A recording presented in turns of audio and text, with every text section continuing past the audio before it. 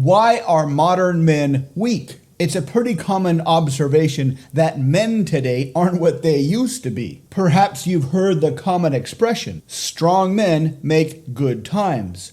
Good times make weak men. Weak men make bad times. Bad times make strong men. This is true in a very general sense. In the book, The Fourth Turning, authors Strauss and Howe showed how history moves in these broad cycles. They show that going all the way back to the Middle Ages, we have this four archetypical generational cycles, and each generational archetype lasts about 20 years. So every 80 years, there is a fourth turning, where the fourth cycle resets the clock and we start over with the first cycle again. And if you look back over American history for these 80-year cycles, what do you find? The American Revolution was in 1776. The Civil War started in 1861, about 85 years later. About 80 years after the Civil War was World War II. 80 years after World War II is right now. So it seems like, according to this theory, which has held up very well over history,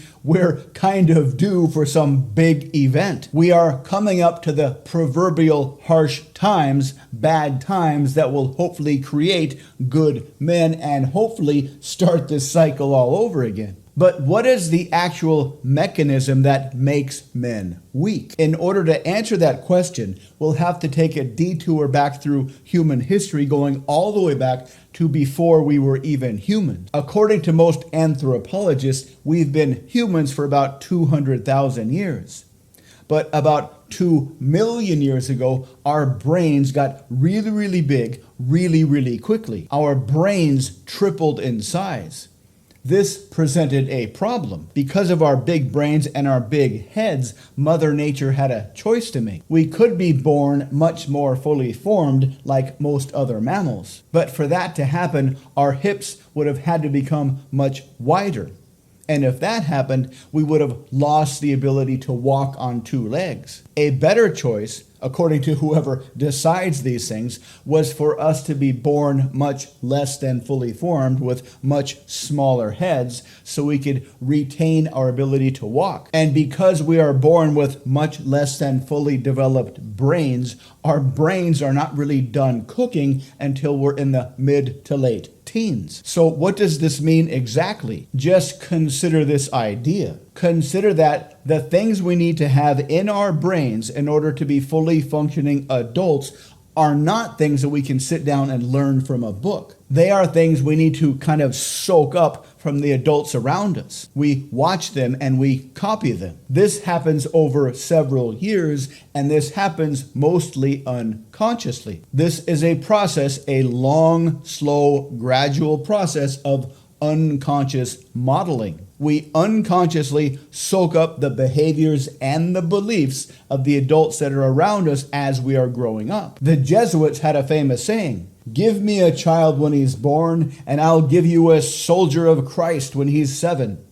What does that mean exactly? It means that between the ages of 0 and 7, the stuff we soak up unconsciously gets hardwired into our brain. That's why learning a language as a child is automatic, but learning a language as an adult is very difficult. Consider this idea. Whatever religion we soak up as a child will become hardwired into our brains as adults. This is why very few Christians will convert to Islam and vice versa. So what does all this mean? It may be that we soak up a lot more than language and religious beliefs. For example, imagine a child in a relatively stable household. He watches his parents work together to take care of the family. And he also sees them get into a few arguments, even some very loud fights. But he also sees them eventually make up and settle their differences. So what does this teach the child subconsciously over this several year period of unconscious modeling? That relationships are necessary, that relationships are important, that relationships are worth fighting for, that relationships require a lot of work to maintain. Now consider another child, one who has a single parent who kind of sleeps around a lot. What kinds of things does this unconsciously program that kid's brain with?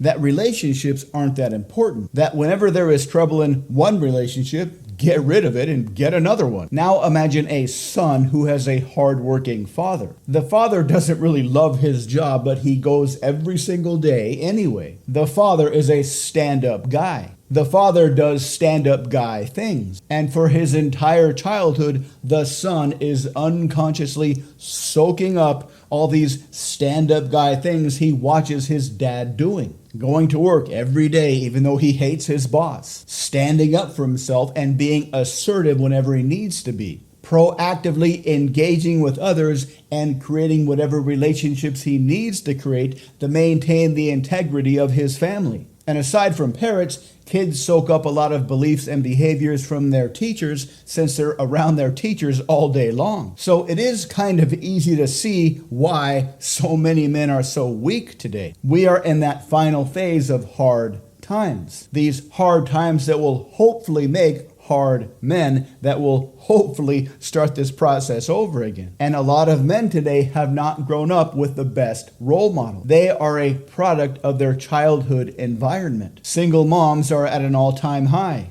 Divorce is at an all-time high. Within our educational system, we don't really have the best role models. So the weak men today are simply a product of their childhood environment. Not a lot of positive role models. That's why we are the way we are today. That's why our society is the way it is today. But individually, you don't have to do the same thing that everybody else does. Individually, you can become less weak, more strong if that's what you want to do. It's not too late to purposely, deliberately choose a positive role model. It's not too late to choose and develop strong habits, delayed gratification, confident and attractive social skills, proactive thinking and behaving, assertiveness, long game thinking skills, self-responsibility. Yes, society may indeed be doomed, but you don't have to be. Thank you for watching. Please subscribe, like, and comment. To learn more, please visit mindpersuasion.com.